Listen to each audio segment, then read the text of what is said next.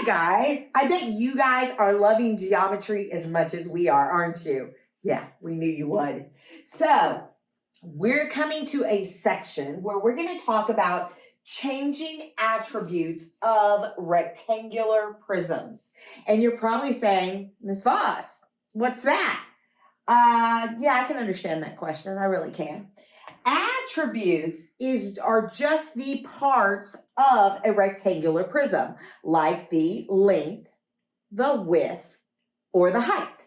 Okay, so if somebody says to you in trivia, what are the attributes of a rectangular prism? You would say length, width, and height. Duh. Maybe not the duh, but you would definitely know the answer. So let's look at some examples here.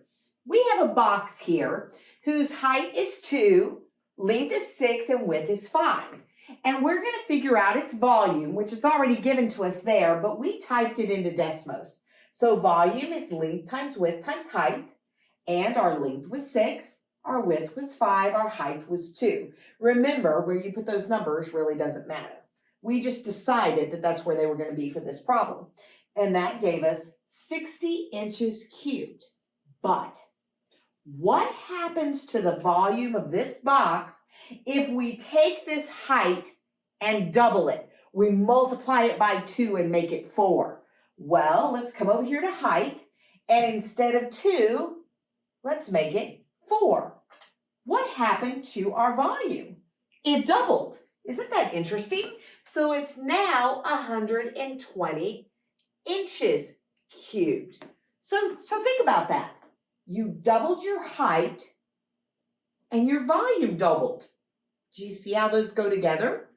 All right, so now let's look at this box. So we're going to compare it to this one up here again, but this time we want to take that height and multiply it by 1/2. So if we take 2 and multiply it by 1/2, that changes the height to 1. What does that do to our volume? Well, it makes it 30. So now the volume is 30 inches cubed. So when we took the original height, multiplied it by 1/2 or divided it by 2 and made it 1, it also divided the volume by 2. Isn't that interesting? So whatever you do to one of those attributes, the volume is going to change by the same scale factor. Isn't that cool? We think so. All righty. So now we're going to read the rule. It says, when one attribute of a rectangular prism, length, width, or height, is multiplied by a scale factor, the volume is also multiplied by the same scale factor. Pretty cool, huh? Now Ms. Benson is going to talk to you about attributes and how they affect surface area.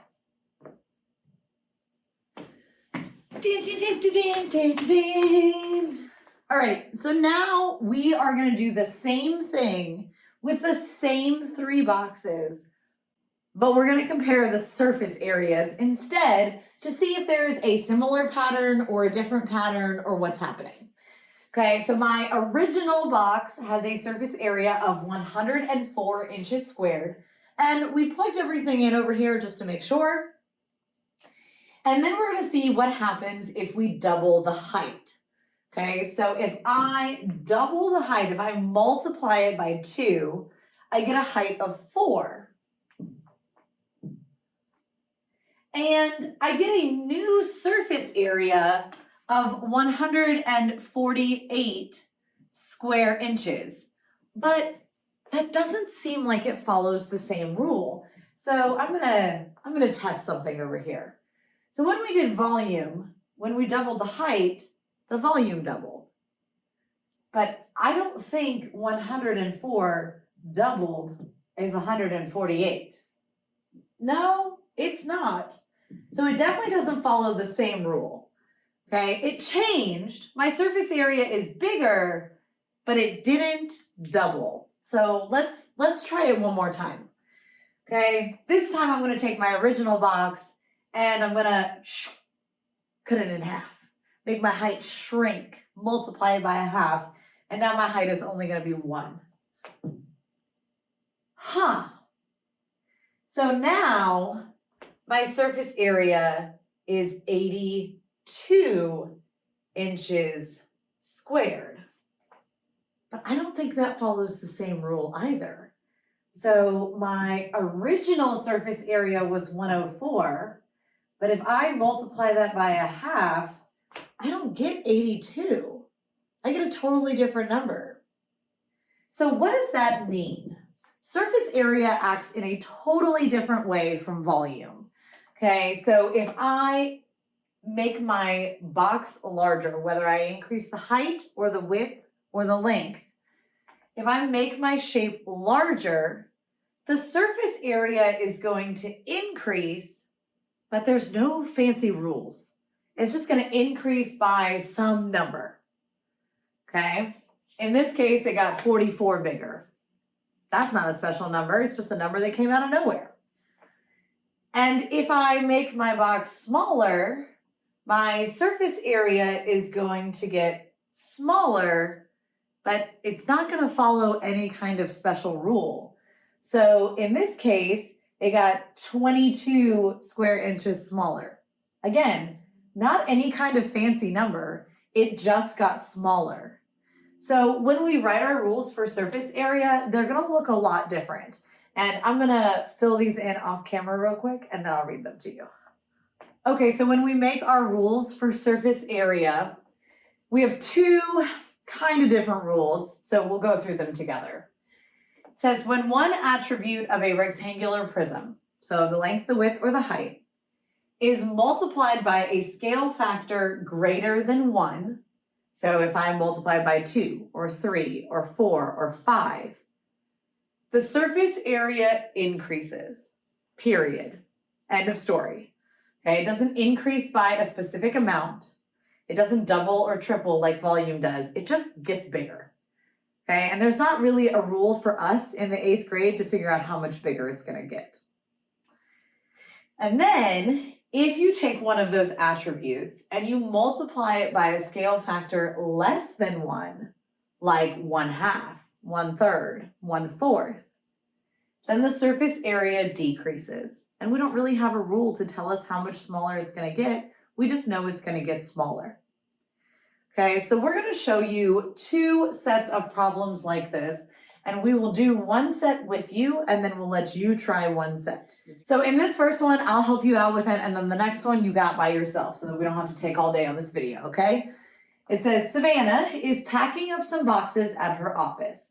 This box has a width of 12 inches and a volume of 864 inches cubed. Awesome. They already did the work for us. In fact, I'm just going to write that over here. 864 inches cubed. That's how much can fit inside of this box. Okay? And my width from here to here is 12 inches. Now, it says she's going to pack a similar box, but with a width of 6. Okay, so it's just like I'm taking this box and I'm shrinking my width to 6. What's going to happen to the volume? Well, first we've got to decide what happened to the width. If my width started as 12, what can I multiply that by that's going to give me 6? Because that's what I'm doing to my box. I'm starting with 12 and I'm shrinking it down to 6. So what do I have to multiply by to make that happen? 1/2! Yes! You can use Desmos to test different numbers if you're not sure what it is, but Ms. Voss has got it. It's 1/2. So in this problem, my scale factor is 1/2. In fact, we're going to label that. My scale factor is 1/2. And we have the fancy rules that will help us figure out how to answer these questions. So what will the volume of the smaller box be? Well, I'm just going to take my original volume and I'm going to multiply it by the same scale factor. So times 1/2, and that will tell me my new volume. Okay, 432 cubic inches. Not too hard. And then the bottom question is actually even easier because it doesn't require any math. It says, how does the surface area of this new smaller box compare to the surface area of the larger box? Well, remember, surface area doesn't have the same cool rules. So the only thing that we can tell, if my width is getting smaller, then my surface area is going to get smaller. That's it. It's going to decrease. That's all we can tell. So I'm going to give you a problem just like it. We're going to pause the video. You're going to try it and come back and we'll compare your answers.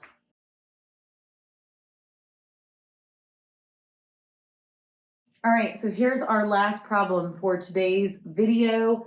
Savannah's trying to decide which truck to rent to move all of her office's boxes. The smaller truck has a length of 12 feet, so I just drew right on the picture.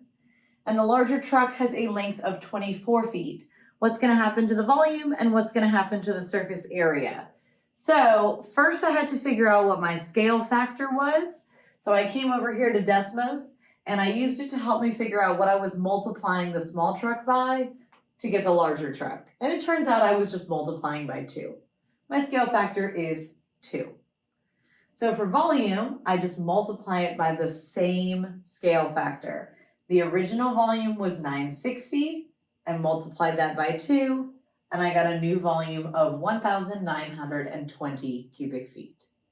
But for surface area, remember there isn't a rule like that. So all I can say is that this truck is going to have a larger surface area. It will increase, and that's all I can say about that. Okay, so whatever your teachers give you to practice, good luck, do your best, and ask for help if you need it.